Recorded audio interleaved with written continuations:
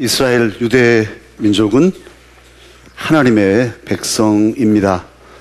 하나님께서 선택하셔서 사랑하시고 친히 돌보시는 민족입니다.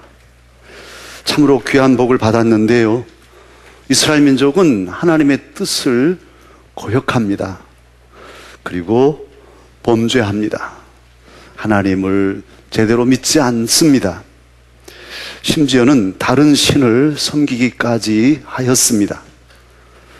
하나님께서는 작정하시죠.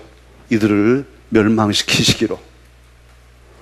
이 사실을 아는 이사야는 오늘 이사야 예언서를 기록하고 있는데요, 특별히 본문 앞에 64장 8절 9절에 보면 이사야는 하나님께 간구합니다. 여호와여, 이제 주는 우리 아버지시니이다. 하나님은 우리 아버지십니다. 우리를 버리지 마세요. 9절에서는 구하오니 보시옵소서 보시옵소서, 우리는 다 주의 백성이니이다. 그렇게 하나님 향하여서 간구합니다. 하나님께서는 이사야의 이런 간구에 이제 응답하시는데, 그 대답이 오늘 본문 이사야 65장 1절 이하에 말씀드립니다. 사랑하는 강사 여러분, 우리가 하나님과 동행하는 삶은 행복한 삶이 아니겠습니까? 하나님의 은혜로 하나님의 품 안에서 보살핌을 받으며 이 세상을 살아간다는 것은 복 중에 복일 것입니다. 특히 하나님의 자녀로서 하나님과 사귀고 어순도순 어려운 일들이 있으면 의논하고, 하나님이 가르쳐 주시면 알았습니다 아버지 하고 하루하루를 그렇게 하나님 안에서 모든 문제와 싸우면서 한 걸음 한 걸음 인생길을 가는 것은 복되고 복된 일이에요. 하나님의 백성 이스라엘은 그렇게 택함을 받고 그렇게 살고 있었습니다. 그런데 홍해도 가르시고 광야도 건너게 하시고 나라도 세우게 하신 하나님, 그 은혜로 살던 이스라엘 백성들이 하나님의 은혜를 늘 받다 보니까 익숙해졌습니다. 그게 일상이 돼버렸어요. 처음에는 감사하고 감격하더니 이제는 의뢰의 당연한 것이 됐어요. 그래서 감사를 잊어버립니다. 고마운 줄을 몰라요. 그리고는 오히려 이제 식상해서 마치 광야에서 만나 매일 내리니까 아이고 이거 지긋지긋하다고, 다른 것 좀 색다른 것 좀 먹고 싶다고 그랬듯이 이스라엘 백성들이 이제는 하나님이 싫습니다. 하나님의 은혜도 싫어요. 그래서 하나님의 손길을 거절하고 심지어는 거역하고 나아가서는 우상을 숭배하게 되었습니다. 우상 숭배는 영적으로 간음과 같죠. 하나님이 번이 계신데 다른 신을 섬기는 일이 어떻게 있을 수 있겠습니까? 어떤 하나님이신데. 참으로 하나님 기가 막히시고, 이스라엘 백성들을 보시면 속에서 속이 타서 스트레스를 받으셨어요. 스트레스가 너무너무 무서운 병의 원인이죠. 대부분 스트레스, 메르스도 사실은 스트레스를 받으면 안 된답니다. 스트레스가 얼마나 무서운 것인지 몰라요. 조선시대에 왕들이 나라를 다스렸는데 왕이 얼마나 높습니까마는 스트레스가 많대요. 백성들을 다스리려면 별별 상소들이 다 올라오고 스트레스가 많았어요. 유명한 세종대왕께서도 스트레스로 몸에 병들이 있어가지고 이 병을 고치면 또 다른 병이 도지고, 그래서 아주 괴롭다. 세종대왕은 당뇨병도 있고 아주 여러 병들이 많았어요. 그래서 일찍 돌아가셨습니다.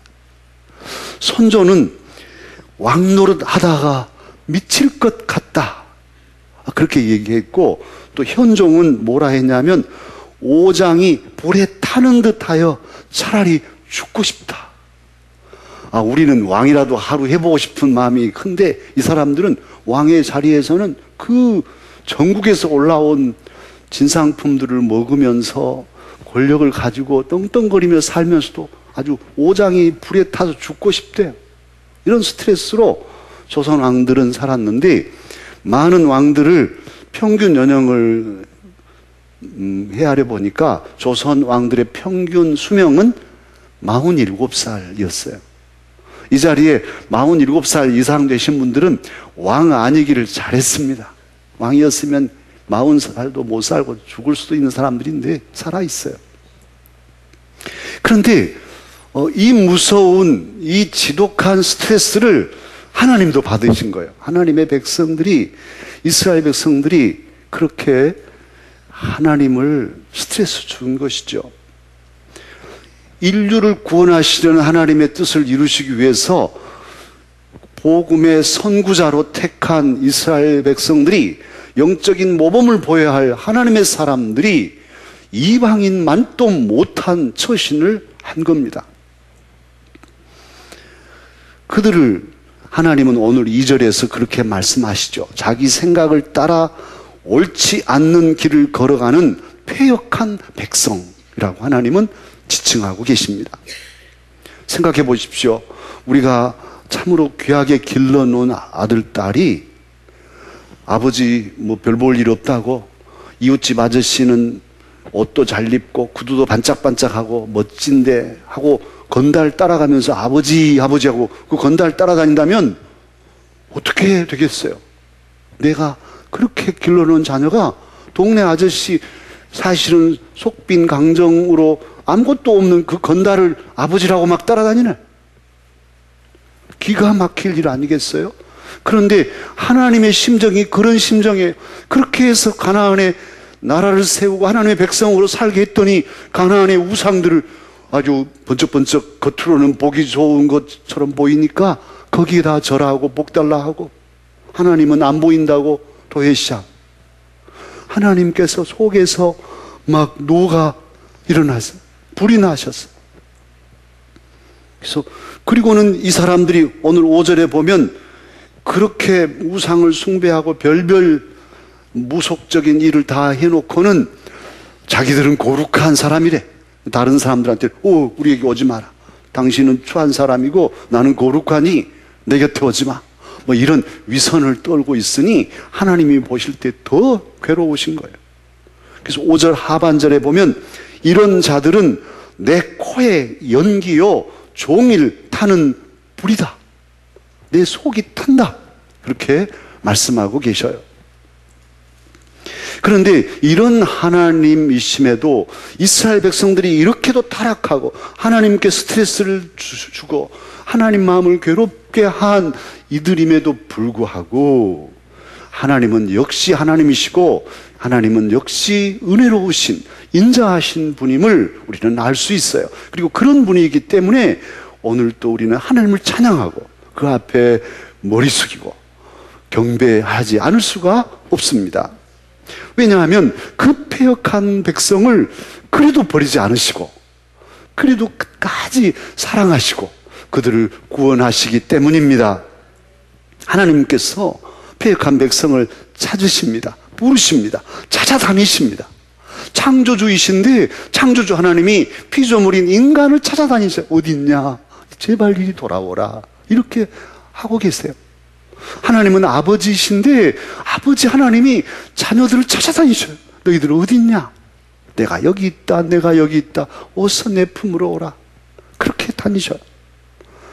오늘 본문 1절과 2절을 제가 공동 번역으로 읽겠습니다.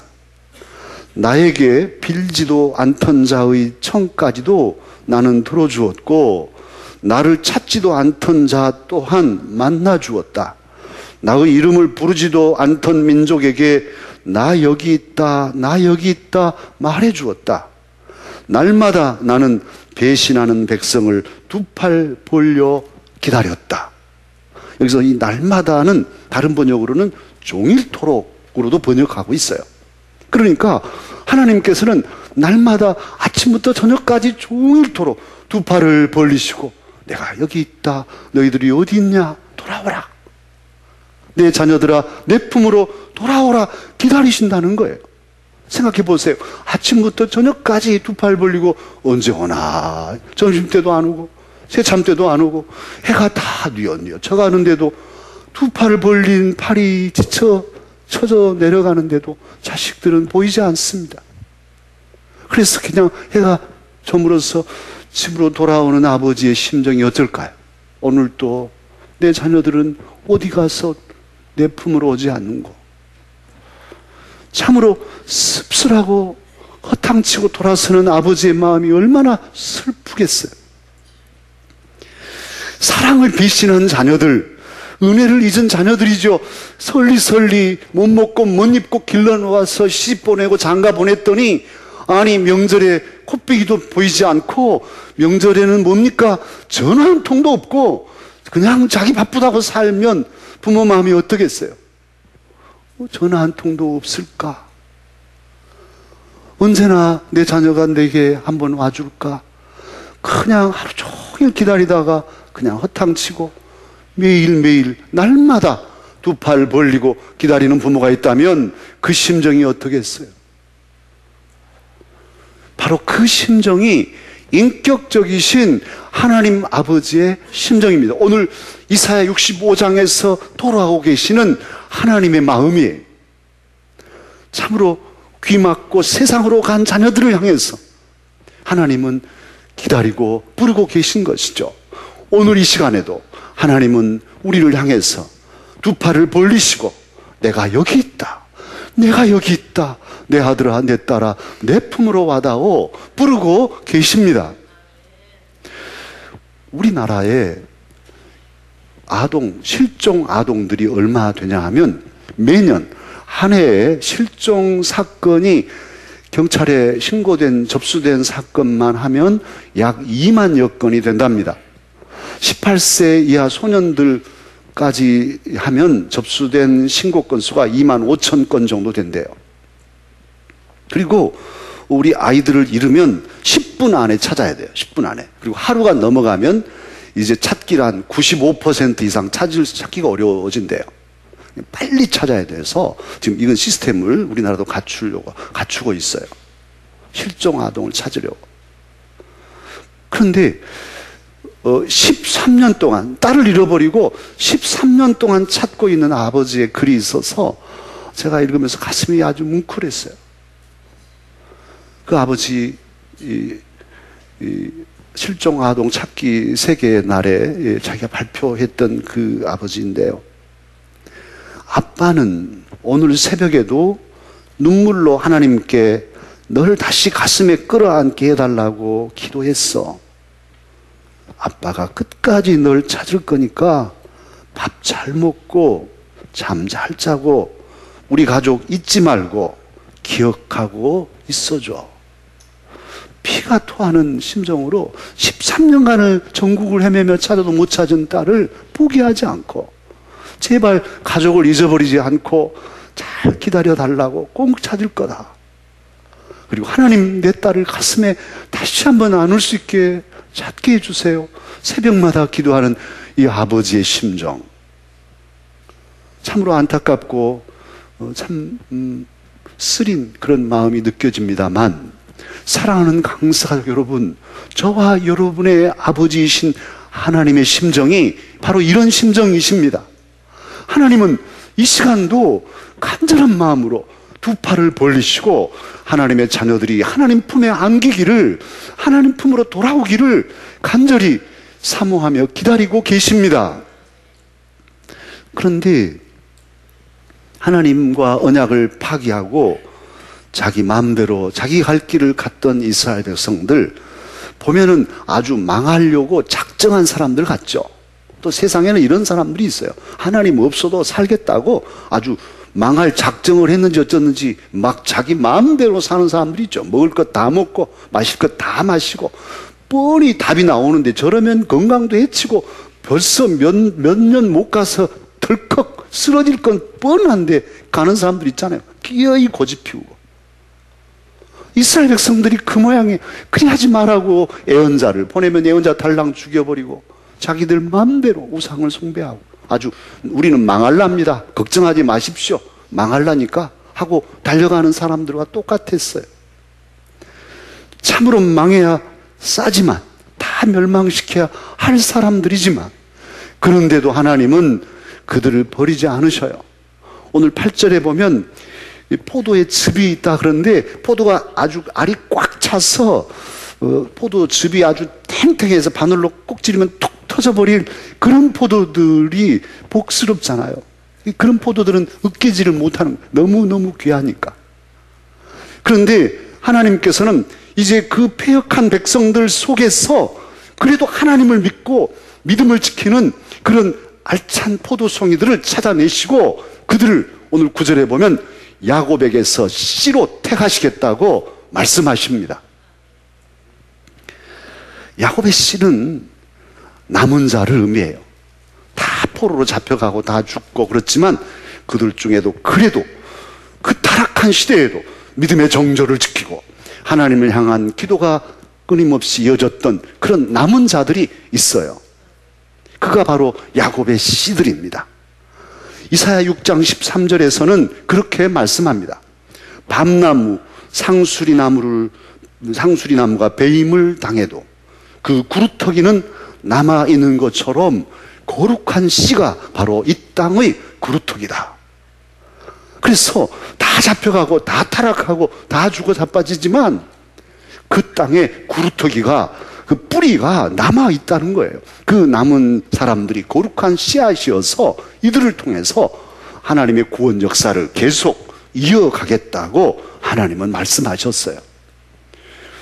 이사야 6장 13절에 그 거룩한 씨가 바로 이사야 65장 9절에 야곱에게서 난 씨입니다. 야곱의 씨. 야곱은 어떤 사람입니까? 우리가 잘 아는 대로 야곱은 매우 인간적인 사람이에요. 날 때부터 형 발뒤꿈치 잡고 앞장서려고 그런 사람이죠. 욕심도 있고. 그리고 자기의 그 욕심을 이루기 위해서 여러 가지 인간적인 방책을 도모하는 이런 사람이지 않습니까? 또 갈등을 일으키는 트러블 메이커이기도 하고요. 그런데 그런 야곱이지만 나중에 외갓댁에 가서 라헬을 보았을 때 아주 사랑이 눈떠가지고 노총각, 40살 넘은 노총각이 이 사랑을 하게 되니까 7년 동안 머슴살이 하면서도 7년이 며칠 같이 그렇게 사랑의 열정으로 살아간 이런 아주 사실은 인간적인 매력 있는 그런 사람이에요. 40살 넘은 총각들 장가도 가고 싶어 하지 않고 손보자기도 안 보고 무덤덤하고 이렇게 사는 이런 사람하고는 달라. 정말 소년처럼 막 이런 7년을 연애하면서 살아가는 이런 정열이 있는 사람이에요.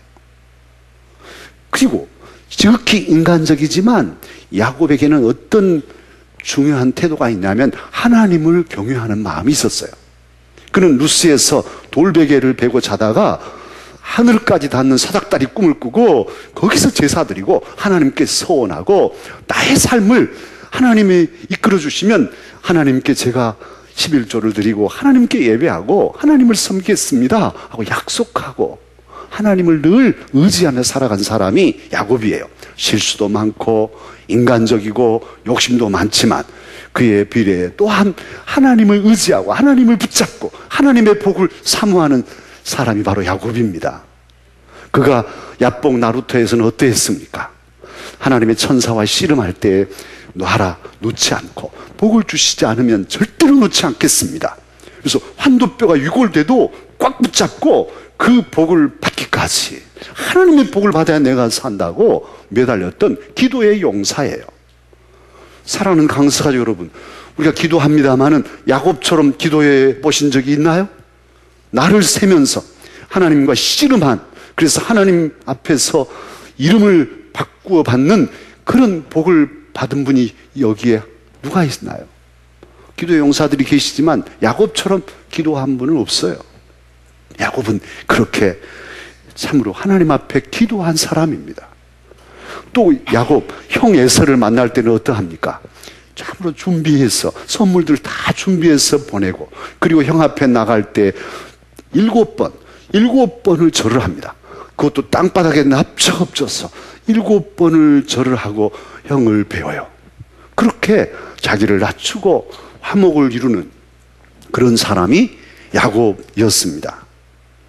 사랑하는 강사 여러분, 하나님께서는 에서와 야곱 중에서 야곱을 택하시고 또한 오늘 이사야 65장 9절에서는 이 야곱에게서 씨를 내겠다고 말씀하십니다.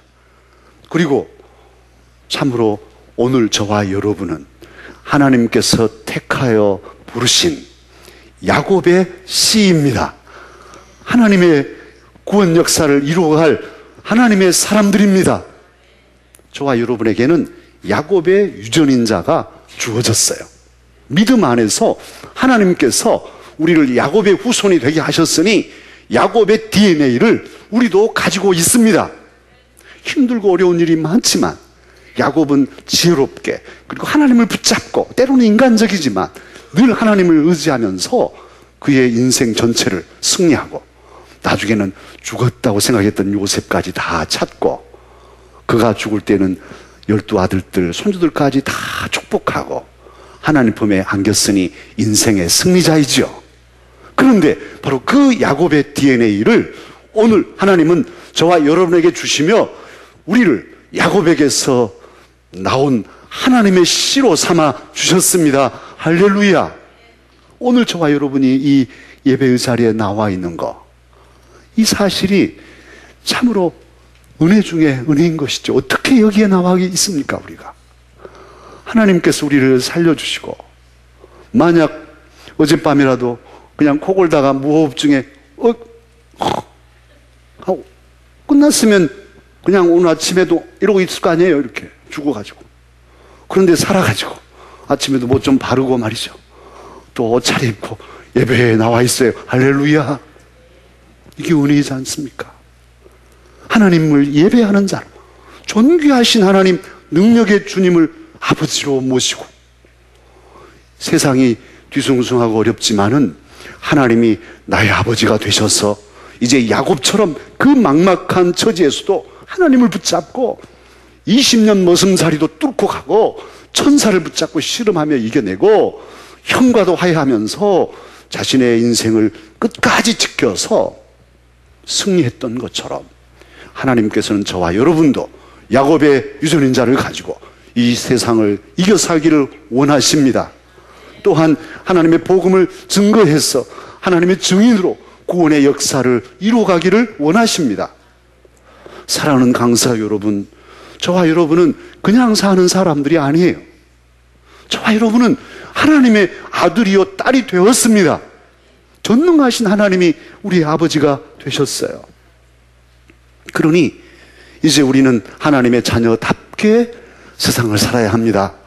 더 이상 우리의 마음을 죄악에 빼앗기지 않아야 합니다. 우리의 몸을 세상 추악한 것들에 더 이상 더럽히지 않아야 하겠습니다. 힘들고 어렵지만은 반듯한 신앙의 걸음을 걸어가기를 힘써야 합니다. 뿐만 아니라 여러 가지 질고들이 많지만, 특히 메르스라든지 이런 것들이 많지만, 이 메르스를 이기면 또 다른 건 없겠습니까? 여러 가지 또 질고가 있겠죠. 그런데 그러기에 우리는 이 시대를 하나님의 사람으로서 지혜롭게 손도 세정액을 바르고 마스크도 쓰고 우리가 해야 할 일들은 지혜롭게 운동도 하고 저항력도 기르고 해야겠죠. 그러나 우리는 하나님의 사람들이기에 두려운 마음은 물리쳐야 하겠습니다. 메르스에 겁을 집어먹고 이불 둘러쓰고 방 안에만 있으면 사는 거예요? 그렇지 않아요. 두려운 마음은 더 큰 스트레스고 그 두려운 마음 속에 병균이 침입하면 바로 죽을 것이죠. 우리는 지혜롭게 사는, 그러나 세상을 두려워하지 않는 하나님의 사람입니다. 특별히 야곱의 DNA를 가진, 야곱의 유전인자를 가진 하나님의 사람들입니다. 그러기에 이 시대를 지혜롭고 그리고 담대하게 당당하게 살아가야 할 것입니다. 한자로 효도 효자는 자식이 아버지를 등에 업고 있는 글자입니다. 우리가 하나님의 자녀라고 한다면 하나님을 등에 업고 살아야겠죠. 그런데 하나님은 등에 업을 수 없으니까 하나님을 공경하고 높이고 찬양하고 이렇게 하나님 앞에 나와 예배 드리는 것이죠. 메르스나 더 무서운 어떤 질고가 온다 할지라도 우리가 지혜롭게 대처하면서 두려운 마음을 버리고 하나님 앞에 예배하기를 쉬지 마십시다. 하나님을 공경하는 마음으로, 그리고 당당하게 세파를 헤쳐나가며 오늘 8절의 말씀처럼 알이 꽉 찬 포도송이처럼 건강하고 복스럽고 기쁘게 이 세상을 살아가는 저와 여러분이 되십시다. 주님께서 기뻐하시고 저와 여러분을 야곱의 씨앗으로 이 시대를 이기게 하여 주실 것입니다. 기도하겠습니다. 은혜로우신 아버지 하나님, 우리를 사랑하사 야곱의 DNA를 가진 하나님의 사람들로 인쳐주시고 불러서 예배의 자리에 세워주시니 감사합니다.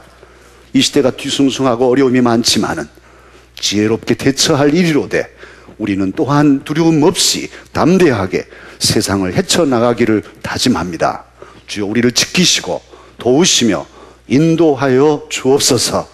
하나님, 야곱처럼 참으로 어려움들을 잘 극복하고 마침내 우리의 노년이 하나님 앞에서 복을 받고 사랑하는 자녀손들을 축복하는, 그래서 믿음 안에서 아름답게 마무리하는 그러한 생이 되도록 주님 끝까지 도우시고 인도하여 주옵소서. 특별히 병약한 식구들 주님이 사랑하사 우리 김희재 권사님을 비롯해서 우리 정장로님 오늘 또 예배 참석 중이신데 강하게 붙잡아 주시고, 또 사랑하는 여종들 참으로 힘들고 어려운 시기를 지나는 귀한 딸들도 많사오니 하나님께서 품에 안아 위로하시고 승리하게 하여 주시옵소서. 또한 여러 가지 시련과 역경 속에 있는 우리 믿음의 가족들, 낙심될 때가 많지만은 하나님의 사람으로서 야곱의 유전인자를 가지고 참고 견디고 버티고 또 뚫고 전진하며 최후의 승리를 이루도록 주님 도와 주시옵소서. 우리 구주 예수님의 이름으로 기도하옵나이다. 아멘. 이제 우리 모두 말씀을 들었으니 다 함께 사도신경으로 우리의 신앙을 고백합시다.